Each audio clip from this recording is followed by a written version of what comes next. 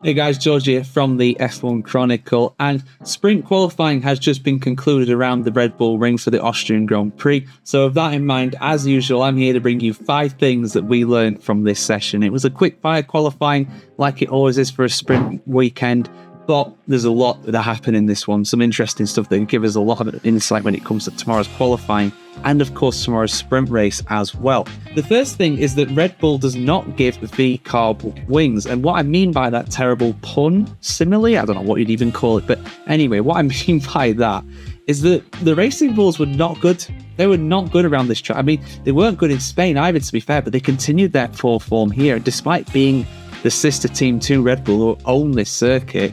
They were not good at all. Danny Ricciardo was out in SQ1. He was down in P16. Tsunoda managed to get through to SQ2, but he actually had a spin through the final corners. Probably knocked his confidence a bit. He ended up in P14 with there. So really not good for VCARB. They'll be hoping for a lot better tomorrow during the sprint, but they've got an uphill battle to make it into the top 8 and score any points from there. But someone who's not going to struggle to score points tomorrow is Max Verstappen, who of course got pole position today for the sprint qualifying session. But very encouraging was the fact that Norris and Piastri in the McLarens were not far behind him. They are the closest contenders to him. P2 for Norris, P3 for Piastri.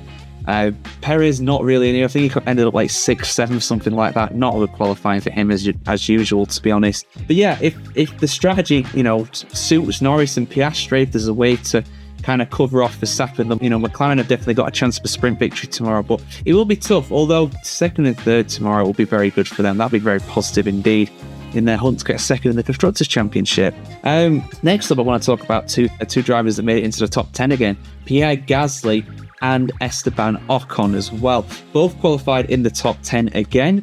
Ocon up in 8th, Gasly 9th. That car is looking a lot better. Their upward trajectory continues this season. Again, impressive for them. And given that one of them already starts in the top 8, I imagine they'll probably get a point at least from tomorrow's sprint race. But it's good for them, but bad for Aston Martin. P12 and P13, Stroll and Alonso. Like I've said for quite some time now, Alpine might get 5th place in the Constructors' Championship. Just you wait. They are coming for Aston Martin. And Aston Martin appear to have no fight left in them, really. The 4th thing that we learned was that, the drivers are really leaving it late, especially in the final sprint qualifying session, which is only 8 minutes long. It's a very quick final session. But despite that, the drivers definitely, left it till last minute anyway, and that really caught out some drivers. Some, like Sergio Perez, got very close to missing out on their only run, but it was actually Charles Leclerc who missed out entirely. He crossed the line, but it was too late. The checkered flag was out, so he qualifies in P10 for tomorrow's sprint race.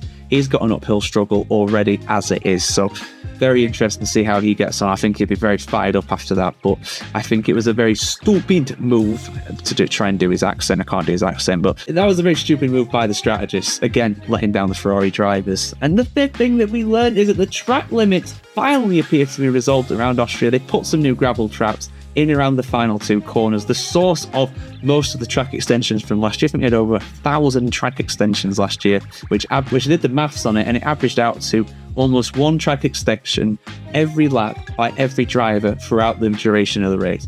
I didn't see any track limits issues during this SQ session at all, so I'm very happy to see that. And it also means that the grid is like we think it's going to be. We're not going to get loads of post-session penalties, hopefully, and hopefully that will apply to the rest of the weekend too, which is what everybody wants. Drivers should be punished by all means, but post-race penalties like that just ruins the fun for everybody, because it's just like, did that result count? Is it going to stay?